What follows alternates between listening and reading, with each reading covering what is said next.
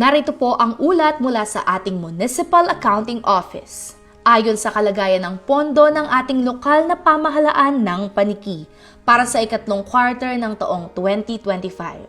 Ang pangunahing layunin po ng ulat na ito ay ipakita sa ating mga kababayan kung paano pinangasiwaan ng tapat, masinop at may malasakit ang pondo ng bayan. Kung saan napunta ang bawat piso, kung paano ito ginamit ng may pananagutan at higit sa lahat kung gaano kalaki ang natipid mula ng manungkulan si Mayor Kat Rojas. Sa ilalim ng kanyang pamumunong may puso, disiplina at malasakit sa kapwa, unti-unti nating nasaksihan ang pagbangon ng Paniki sa larangan ng pinansyal na katatagan. Ito ang mga kahanga-hangang natipid ng bayan simula nang maupo si Mayor Kat Rojas. Simulan natin sa Maintenance and Other Operating Expenses o MOOE. Sa ilalim ng masinop at matalinong pamumuno ni Mayor Kat Rojas, kapansin-pansin ang malaking pagbaba, nagresulta ito sa matipid na paggastos. Simulan natin sa fuel and oil. Mula 4,324,476.51 centavos noong second quarter ay bumaba sa 1,114,717.70 centavos. Nakabawas tayo ng 3,209,758.81 centavos o 74.22%.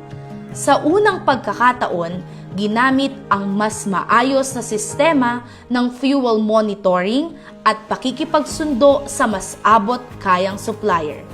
Isang patunay ng lideratong marunong magpatakbo ng matipid ngunit epektibo. Sunod naman ang electricity expenses. Mula sa 3,837,408.17 centavos, bumaba sa 2,593,848.06 centavos.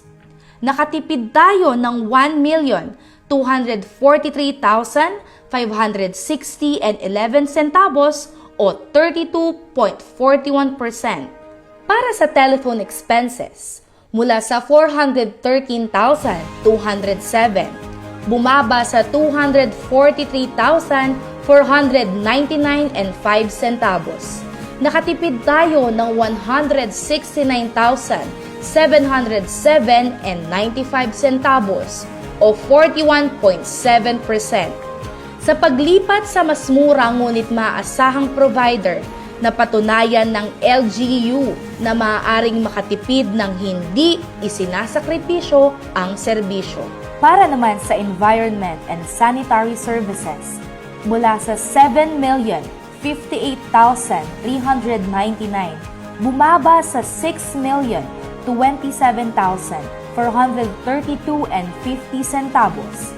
Bawas na 1,030,966.50 centavos o 14.61%. Dahil sa matalinong negosasyon at tamang kontrata, nakuha ng LGU ang parehong kalidad ng serbisyo sa mas makatarungang presyo. Batay sa pagsusuri ng kasalukuyang kontrata sa tipping and hauling services ng lokal na pamahalaan ng bayan ng Paniki, natuklasang bumaba ang presyo ng serbisyo sa pagitan ng nakarang taon at kasalukuyang kontrata. Kahit pareho lamang ang service provider o kumpanya na nagsasagawa ng operasyon. Noong nakaraang kontrata, ang singil para sa serbisyo ay 2,800 bawat tonelada. Sa ilalim ng bagong kasunduan, ito ay bumaba sa 2,500 bawat tonelada. Isang pagbaba ng 300 pesos bawat tons. Kung susumahin, kung mayroon kang 20 tons na basura na hinahakot bawat araw, ang per day savings ay 300 pesos times 20 tons. Ang kabuang halaga ay 6,000 kada araw. Kung susumahin naman sa loob ng isang buwan, 6,000 pesos multiplied by 30 ay 180,000 kada buwan. Sa loob ng isang taon, ang kabuang halaga na natitipid natin sa isang taon ay 2,160,000 pesos. Ang pagbabago sa kontratang ito ay isang konkretong halimbawa ng serbisyong may malasakit, disiplina at integridad. Patunay na bawat piso ng taong bayan ay ginagastos ng tama at may direksyon para sa lahat. Para naman sa ating financial status as of June 30, 2025. Para sa ating general fund, meron tayong 262,364,747 pesos and 71 centavos. Ito ang pangunahing pondo na ginagamit para sa pang-araw-araw na operasyon at serbisyong pampubliko. Ang general fund ay nakalaan lamang para sa mga sumusunod: sweldo ng mga kawani, opisyal at ibang personel, kagamitan at utilities gaya ng kuryente, tubig at gasolina. Nakapaloob din dito ang mga kagamitan sa office. Isang paalala, ang general fund ay may limitasyon. Hindi ito maaaring gamitin para sa mga proyektong may partikular na donor o layunin, gaya ng edukasyon or relief operation. Para naman sa Special Education Fund, meron tayong 9,797,799 pesos and 65 centavos. Ang Special Education Fund ay nakukuha mula sa karagdagang 1% real property tax at nakalaan lamang para sa pampublikong edukasyon, kagaya ng pagpapatayo at pagkukumpuni ng school buildings, pagbili ng instructional materials, computers at learning tools. Ito ay ginagamit para suportahan ang daycare centers at teacher training. Isang mahalagang paalala, ang Special Education Fund ay hindi maaaring gamitin para sa general operation ng LGU. Dapat ito ay nakatuon lamang sa mga programang pang-edukasyon na aprobado ng local school board. Panghuli ay ang Trust Fund. Meron tayong 37,043,964 pesos and 23 centavos. Ang Trust Fund ay pondo na may tiyak na layunin at hindi bahagi ng General Fund.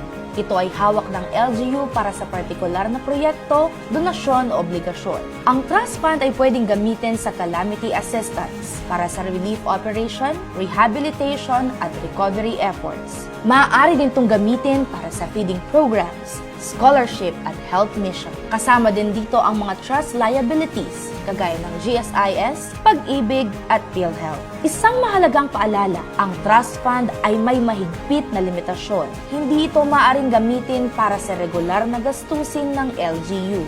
Dapat ito ay gamitin lamang ayon sa kondisyon na pinagkunan ng pondo at may kaukulang liquidation at monitoring.